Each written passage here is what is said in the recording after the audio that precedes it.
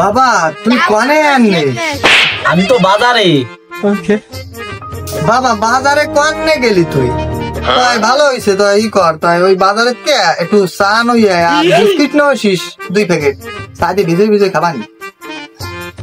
বাবা আমি তো বাজার থেকে কেবল বাড়ি চলে আইছি।